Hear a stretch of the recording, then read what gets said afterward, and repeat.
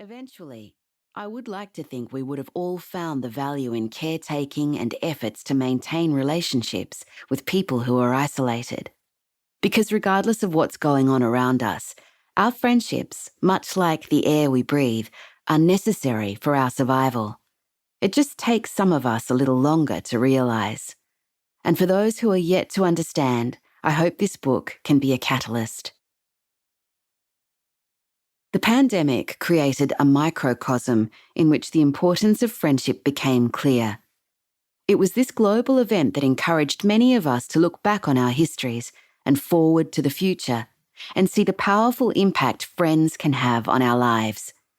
Connection, after all, is a human need, necessary for our well-being. A 2005 study titled Effect of Social Networks on 10-Year Survival in Very Old Australians, the Australian Longitudinal Study of Aging, looked at the friendships of older Australians living in care facilities. After 10 years, researchers found that people with large networks of friends lived longer than those without, even if they had social connections with children and other relatives. Even when demographic, health and lifestyle variables were controlled, a decade later, it was clear that friendship was fueling survival. A 2018 study, which took place in China, found that breast cancer patients with close social and emotional ties in the 6 months following their diagnosis had both better survival rates and fewer recurrences of cancer in the following 3 years. Most surprising to researchers was the finding that physical well-being was less important than friendships when it came to the future of their patients. But despite everything we know about the impact of loneliness on our well-being and the emotional caretaking roles friends often play in times of ill health, we live in a society that doesn't seem to understand friendship as a matter of life or death.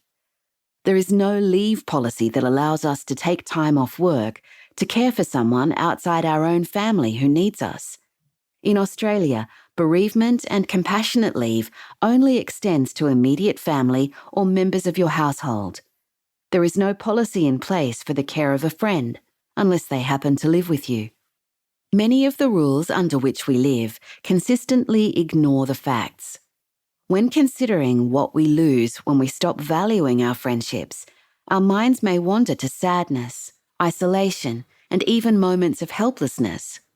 The reality is that as we grow older and all work for longer, the connections we rely on for survival become more important than ever.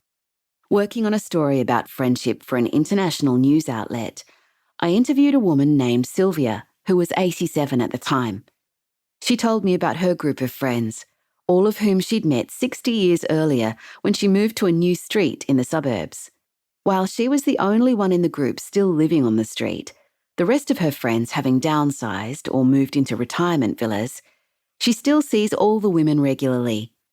At the end of our phone call, Sylvia gave me a piece of parting advice I've held closely ever since.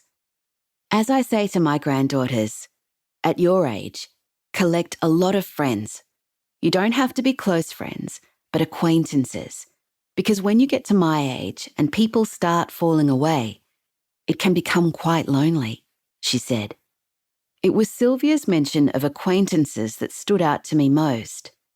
There is value to be found in all kinds of friendships, from our deepest and most life-affirming relationships to relatively casual connections.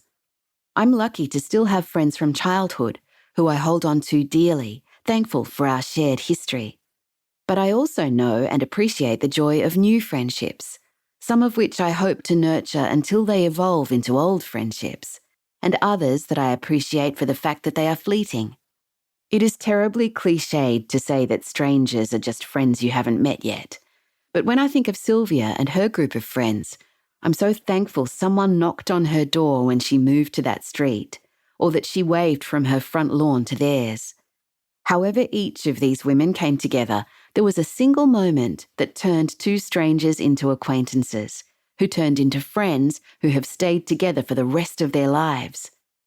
I'm constantly reminded that most cliches have their foundation set in truth.